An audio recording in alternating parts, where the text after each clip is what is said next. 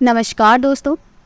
आज मैं आपको सुनाने जा रही हूँ, जब पोते ने अपनी बूढ़ी अंधी दादी पर माँ बाप को अत्याचार करते देखा तो पोते अपने माँ बाप को सिखाया ऐसा सबक कि मनोरमा जी बरामदे में बैठी हुई अपनी बहू से बहुत देर से कह रही थी, बहू रेखा, भोजन बन गया है क्या?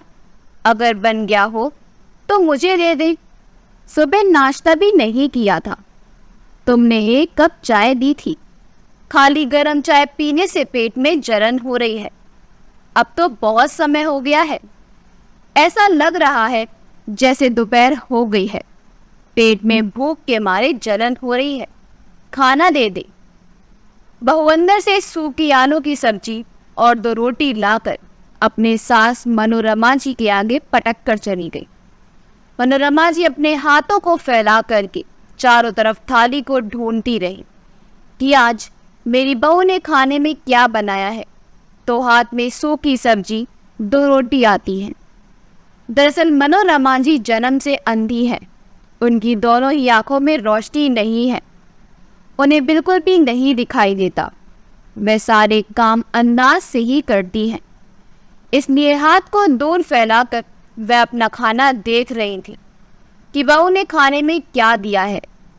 सूखी सब्जी हाथ में लेकर मनोरमा जी कहती है, बहू, यह सूखी सब्जी से तो नहीं खाया जाएगा। कोई दाल या रसीली सब्जी बनाई हो तो दे दो। तुम्हें तो पता है मेरे दांत नहीं है और सूखी सब्जी से मैं निवालक चबा ही नहीं पाती। खाने में बहुत समय लगता है। अगर दाल या रस वाली सब्जी हो तो मैं उसमें रोटी गला गला करके खा लूंगी। तो बहू कहती है, मैंने आज कोई दाल नहीं बनाई है। सुबह सूखी सब्जी बनाई थी। बच्चों के टिफिन के लिए तो वही है। चुपचाप इसी को खा लो। और अब मैं तुम्हारे लिए कोई दाल वाल बनाने वाली नहीं हूँ। बहुत नखरे दिखाती हो। जो मिल जाए वही चुपचाप खा लो, नहीं तो यह भी नहीं दूंगी। मनोरमा जी पास में बैठे अपने बेटे से कहती, बेटा राहुल, दाल सब्जी नहीं है तो थोड़ा सा दूध कटोरी में दे दो। मैं दूध से ही गला गला करके 2 रोटी खा लूंगी और थोड़ा सा गुड़ दे दो। राहुल अपनी माँ पर थोड़ी सी दया दिखाते हुए रसोई में जाता है और दूध को एक कटोरी में डाल कर लाता है। तभी उसकी पत्नी रेखा भी आ जाती है। जब देखती है कि उसका पति पूरी सास के लिए दूध ले जा रहा है तो वह दूध का कटोरा अपने पति के हाथों से छीन लेती है और कहती है, आप उस बुढ़िया को इतना गाढ़ा दूध पिलाओगे तो कल को उसका पेट खराब हो जाएगा और फिर अस्पताल ले जाना पड़ेगा। तुम्हें तो पता है बुढ़ापे में वह ज़्यादा खा लेती है। उन्हें तो खाने का अंदाज़ा भी नहीं पड़ता है और तुम मुँह में आकर उनको ज़्यादा खाने को दे दोगे तो कल ही उनकी तबीयत खराब हो जाएगी और फिर करना पैसा खर्च। बहू कटोरी के दूध को आधे से ज़्यादा पतीले में उड़ेल देती है और उसी कटोरे को थोड़े से दूध में वह 1 कप पानी मिला देती है और कहती है, ये दूध दे आओ बुढ़िया को। पानी मिला हुआ है, दूध खाने से उसका पेट सही रहेगा। भैंस के दूध का पचा नहीं पाती। और हाँ, उनके पास जो ताज़ी रोटियां रखी हैं उनको उठा लाना, क्योंकि दूध के साथ ताज़ी रोटी अच्छी नहीं लगती है। कल की बासी रोटियां बची हुई हैं, दूध में वही मिला करके खा लेंगी। राहुल पानी मिला दूध का कटोरा अपनी माँ के सामने ले जा करके रख देता है। तभी भीतर से बहू रेखा भी आती है और 2 बासी रोटी मनोरमा जी के हाथ में पकड़ा देती है और कहती है, लो खा लो, ये कल की बासी रोटियां हैं। दूध में रोटी मीच करके खा लीजिएगा। और थाली की ताजी रोटियां और पूरी थाली उठाकर अंदर ले जाती है। बेचारी मनोरमा जी क्या करती, सूखी सब्जी से खा नहीं सकती थी, इसलिए वह बासी रोटियां दूध में मिला करके खा जाती है। शाम को मनोरमा जी का 4 साल का पोता उधर ही आंगन में खेल रहा था और अपने हाथ में बिस्किट लेकर खा रहा था। वह 2 बिस्किट अपनी दादी को दे देता है। ये लो दादी, बिस्किट खा लो, आपको अच्छे लगेंगे ये बिस्कुट, बहुत अच्छे लगते हैं, क्रीम वाले बिस्कुट हैं। मनोरमा जी अपने पोते को पहले तो मना करती है, बेटा मुझे नहीं चाहिए, तुम खा लो, ये बच्चे खाते हैं। लेकिन जब पोता जिद करता है तो मनोरमा जी 2 बिस्किट खा लेती है। दूसरे दिन मनोरमा जी का बासी रोटी खाने के कारण पेट खराब हो जाता है तो बहू रेखा बहुत चिल्लाती है कि मैंने तुम्हें मना किया था कि दूध रोटी मत खाया करो, लेकिन तुम्हें तो इस बुढ़ापे में भी दूध खाना है, जब बचता नहीं है तो मांगती क्यों हो? चुपचाप से रोटी सब्जी खा लेती, तुम्हें काम ही क्या करना है?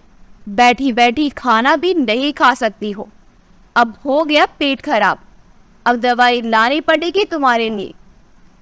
बहू की खरी खोटी सुन करके मनोरमा बहुत दुखी हो जाती है और सोचती है कि एक तो बुढ़ापा है, दूसरी मैं अंधी हूँ, दिखाई भी नहीं देता है, और ऊपर से वह मुझे इतना सुनाती रहती है, जब देखो मेरे ऊपर चिल्लाती रहती है। क्या करूँ भगवान, ये ज़हनुम भरी जिंदगी से तो अच्छा है कि आप मुझे ऊपर ही उठा लो, अब तो जीने की इच्छा ही नहीं होती है। एक तो बुढ़ापे में भूख बहुत लगती है और बहू की खाने को नहीं देती है। हमारी जिंदगी तो नर्क जैसी हो गई है, भूखे भी रहो और 4 बातें भी सुनो, और मेरे बेटे की बहू के आगे एक भी नहीं जलती। वह तो खुद ही अपनी बीबी से डरता है तो मेरे लिए क्या बोलेगा।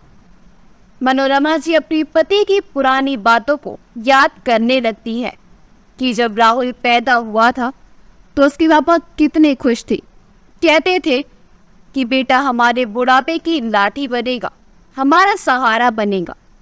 अरे देख लेना, तुम्हें दिखाई नहीं देता है, लेकिन तुम्हारा बेटा तुम्हारी लाठी बन करके तुम्हारी पूरी जिंदगी साथ देगा। मैं भी उनकी बातों को सुनकर खुश हो जाती थी। चलो अब बुढ़ापा अच्छे से गुजरेगा, बेटा आ गया है तो बहू भी आएगी, फिर मुझे इतनी समस्याएं नहीं होंगी जितनी अभी काम धाम करने में होती हैं। बहू आ जाएगी तो वह घर गृहस्थी का काम संभाल लेगी। लेकिन हमारे खुशहाल घर गृहस्थी को पता नहीं किसकी नज़र लग गई। एक दिन राहुल के पिताजी को खेत पर काम करते हुए सांप ने काट लिया, जिससे उनकी मृत्यु हो गई। वह अपने पति से कुछ कह सुन पाती, उससे पहले ही वह दुनिया को छोड़ करके चले गई। पति के गम में दिन रात तड़पती रहती थी, आंसू बहाती रहती थी। हर समय उनके दिल में एक टीस उठती रहती थी जो किसी भी समय खत्म ही नहीं होती थी। दिन रात उन्हें अपने पति की याद आती रहती थी। अभी तो घर गृहस्थी पटरी पर आई थी, 1 साल पहले ही तो दुकान खरीदी थी, कौन संभालेगा।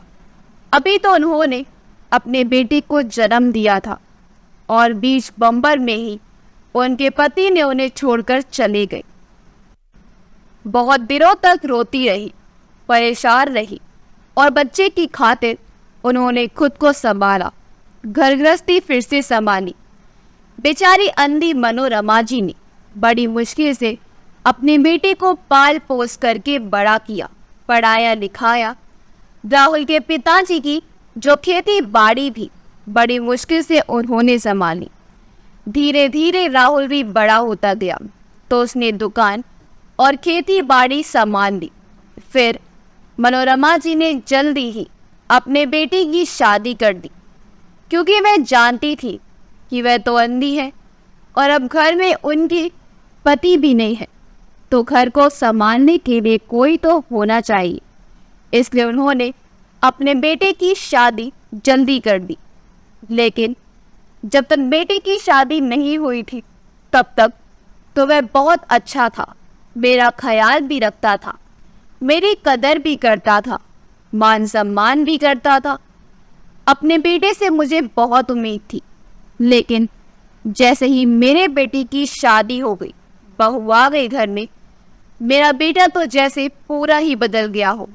अब वह मेरा बेटा ना हो करके बस अपनी पति का पति बन करके रह गया है, जोरों का गुलाम हो गया है। उसे अपने माँ के प्रति जरा भी दया नहीं बची है। उसे माँ के सुख दुख से कोई लेना देना नहीं है।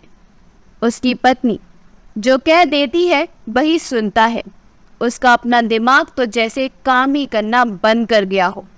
सिर्फ और सिर्फ अपनी पत्नी की सुनता था, चाहे वह सही बोले या गलत बोल रही हो। मेरे बारे में कितना भी गलत बोले, पर वह पलट करके एक बार भी नहीं कहता था कि तुम मेरी माँ के बारे में ऐसा क्यों कह रही हो, ऐसा कैसे कह सकती हो। अरे मैं जानता हूँ कि मेरी माँ कैसी है, मैं बचपन से ही जानता हूँ। मेरी माँ बहुत अच्छी है, लेकिन मैं कुछ भी नहीं कहता था। अब तो ये हालत हो गई थी कि धीरे धीरे बहू ने घर की सारी मालिकाना अपने हाथ में ले लिया था। खेतीबाड़ी का सारा पैसा भी अपने पास ही रखती थी। मुझे खर्च के लिए भी पैसे नहीं देती थी।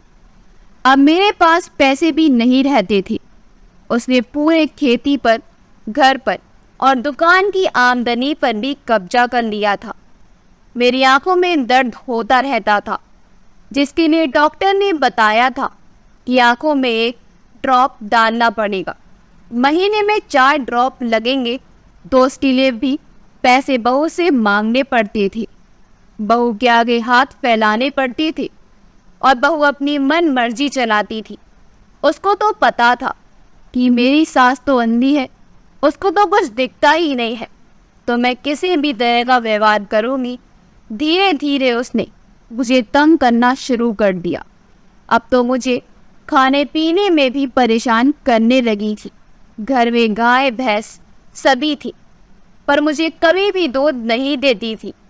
अगर कभी मांग भी तो आधा कप में दूध और उसमें 2 कप पानी मिला करके देती थी। अरे मैं अंधी थी तो क्या हुआ, मुझे दिखाई नहीं दे रहा था तो क्या, मेरी जीभ का स्वाद तो ठीक है, खाने से पता चलता है कि इससे पानी है कि दूध है। अरे नमक और शक्कर का स्वाद पता रहता है। मैं अंधी हूँ तो इसका मतलब यह नहीं कि मेरा स्वाद भी खत्म हो गया है। मैं यह भी ना देख पाऊँ कि बहू मुझे दूध दे रही है या पानी दे रही है। और मेरा बेटा भी चुपचाप बहू की करतूत को देखता रहता था, कुछ भी नहीं कहता था। लेकिन सबके सामने तो बहू ऐसे जताती थी जैसे मेरा बहुत ख्याल रखती है, उसको मेरी बहुत चिंता हो। एक बार मेरे मायके से मेरे भाई और भतीजा आए तो मेरी बहू ने तो ऐसा स्वागत सत्कार किया जैसे उससे बढ़कर तो इस दुनिया में कोई भी ना हो मेरे लिए, और उसको अपनी सास से बढ़कर कोई भी पूजनीय ना हो। सासू माँ यह लो खा लो, सासू माँ यह लो खा लो, सुबह से लेकर शाम तक दिखावा ही करती रही, जिससे सबको यह लगे कि वह मेरी बहुत कदर करती है। मेरी फटी पुरानी साड़ी को अपने पास रख लिया और कहा, माँ जी आज आप मेरी साड़ी पहन लीजिए, आप पर बहुत अच्छी लगेगी, आप पहन कर देखो। उसने मुझे अपनी साड़ी पहना दी। मुझे लगा कि मेरी बहू ने सच में मुझे साड़ी दे दी है, लेकिन मुझे क्या पता था कि वह मेरे मायके वालों के सामने यह दिखावा दिखाना चाहती थी कि वह मुझे बहुत अच्छे से पहना उड़ाकर खिलाकर रखती है।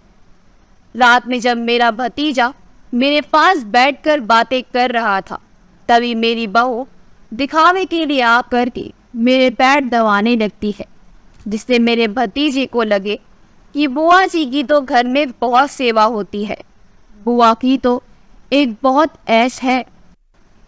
अंधी है तो क्या हुआ, बुआ को बहू बहुत अच्छी मिली है, उनका बहुत ख्याल रखती है, उनके खाने पीने का, उनके पहनने ओढ़ने का। वाह, बहू हो तो ऐसी बुआ के जैसी। मनोरमा जी, बुआ के जैसी बहू होनी चाहिए। लेकिन मेरे भतीजे को क्या पता था, कि मेरी बहू सिर्फ दिखावा कर रही है। बहू तो मुझे एक एक पैसे के लिए तरसाती है, एक एक रोटी के लिए तरसाती है। विमला जी के भाई उसके खाने के लिए कुछ फल वगैरह लेकर के आते हैं कि चलो मेरी बूढ़ी बहन के खाने के लिए हो जाएंगी। लेकिन जैसे ही वो सब लोग जाते हैं, उनकी बहू आकर के वेफल वगैरह कमरे से उठा ले जाती है और कहती है, तुम्हें फल खाने की क्या ज़रूरत है? फल खा करके कहाँ जा रही हो? कौन सा तुम्हें मैराथन में दौड़ लगानी है? घर में ही तो बैठी रहती हो पूरा दिन, कुछ काम धाम तो करती नहीं हो।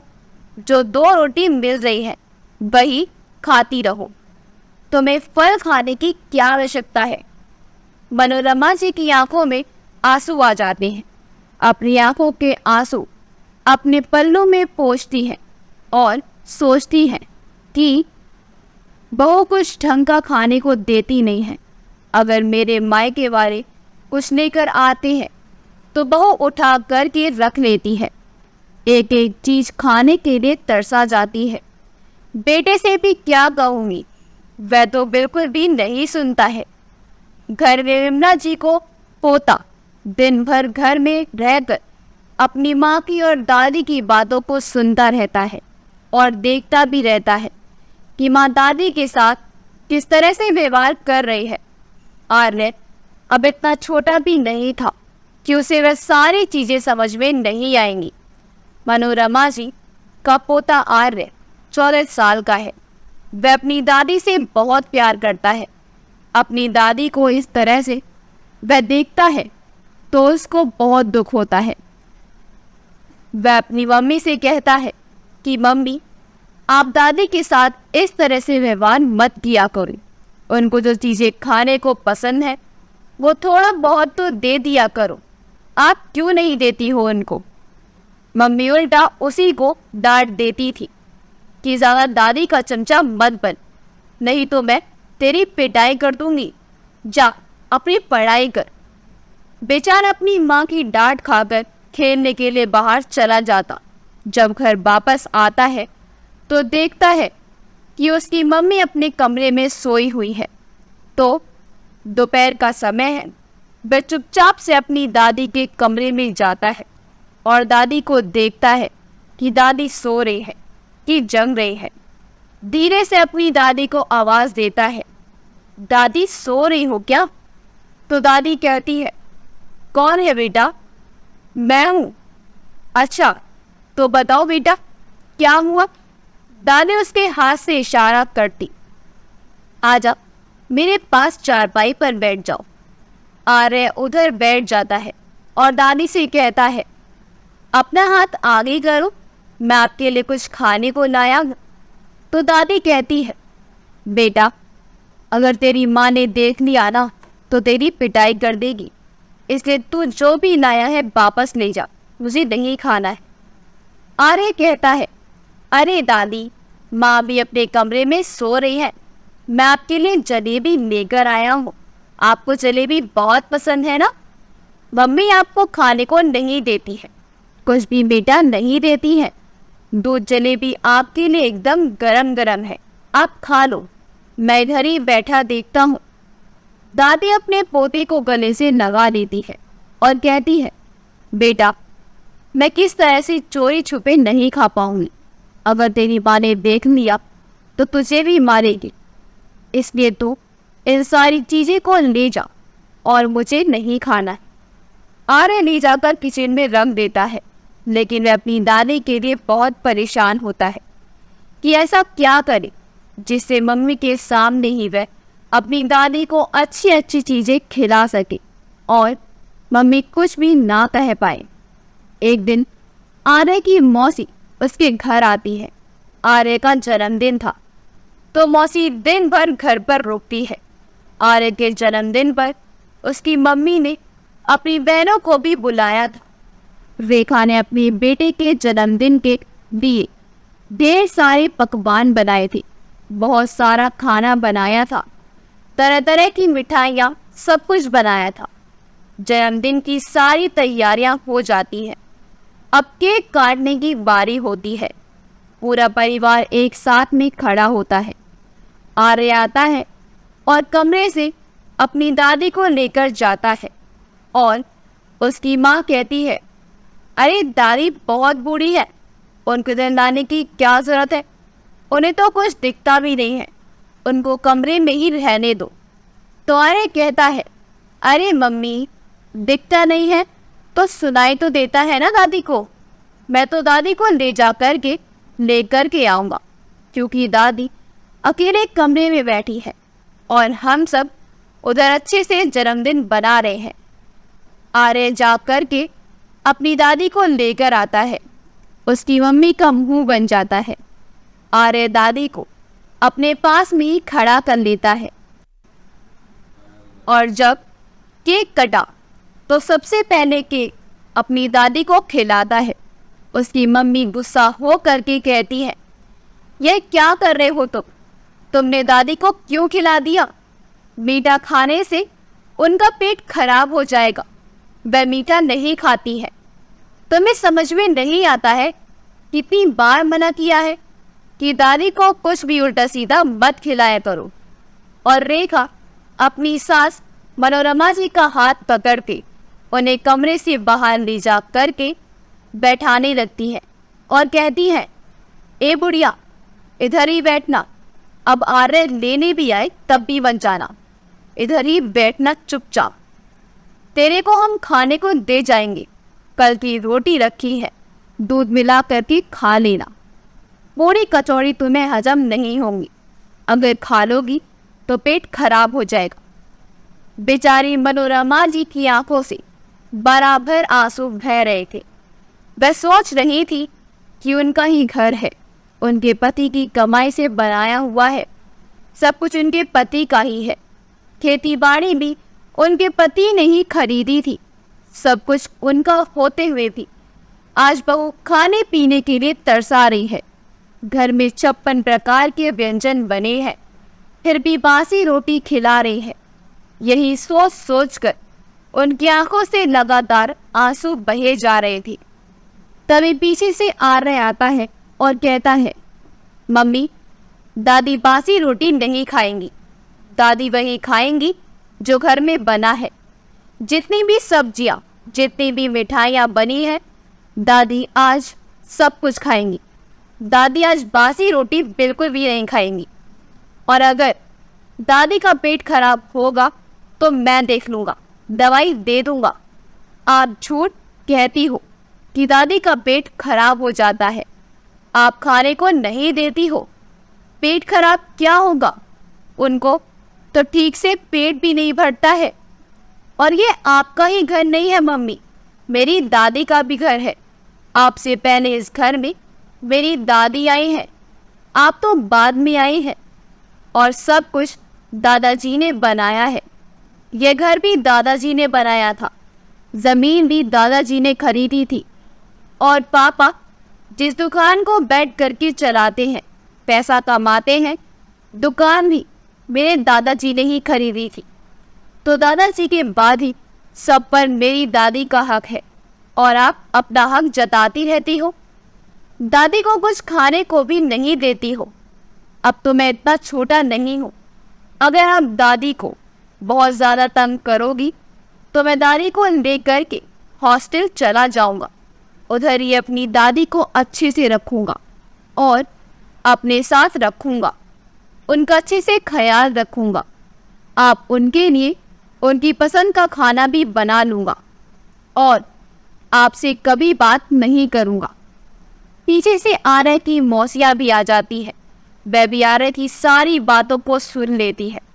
जब सारी सच्चाई पता चलती है तो वह अपनी बहन रेखा को बहुत खरी खोटी सुनाती है कि रेखा तू कितनी कठोर है, तू कितनी बुरी है, अपनी सास के साथ इतना गलत व्यवहार करती है, तुझे शर्म नहीं आती है? अरे एक दिन तू भी रोएगी, तू सोच अगर तेरे साथ भी ऐसा ही हो तो तुझे कैसा लगेगा?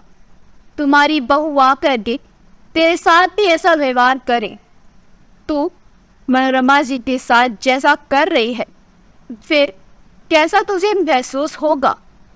मनोरमा जी की बहू रेखा अपनी बहनों की बात और अपने बेटे आर्य की बातों को सुनकर पानी पानी हो जाती है। अपने किए पर बहुत शर्मिंदा होती है।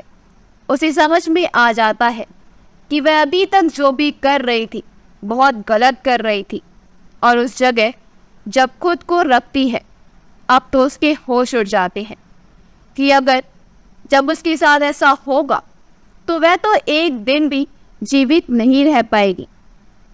रेखा अपने सास से माफ़ी मांगती है। मुझे माफ़ कर दो माँ जी, अब से मैं आपके साथ कभी भी इस तरह का व्यवहार नहीं करूँगी। आपको जो भी पसंद होगा वह मैं खाने को दूंगी, और बेटा तो दादी को लेकर के कहीं मत जाना, घर पर ही रहना। अब मैं तेरी दादी का बहुत अच्छे से ख्याल रखूंगी। रेखा अपनी माँ जी के पैर पकड़ माफ़ी मांगती है। मुझे माफ़ कर दो। मनोरमा जी अपनी बहू को माफ़ कर देती है। वह कहती है, बेटा सुबह का भूला अगर शाम को घर लौट आए तो उसको भूला नहीं कहते हैं। मैंने तुझे माफ़ किया, जो मेरे साथ हुआ भगवान ना करे वह तेरे साथ भी हो। तुम सुखी रहो बेटा। आर्य अपनी दादी के लिए खाना लगा करके लेकर आता है, जिसमें दादी की पसंद की मिठाइयाँ रख कर लाता है और दादी के पसंद के कोफ्ते की सब्जी भी लाता है और कहता है, दादी खा लो, ये देखो मैं आपके लिए गुलाब जामुन लेकर के आया हूँ।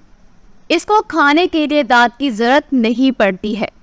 आपको बहुत पसंद है ना, खा लो इसको।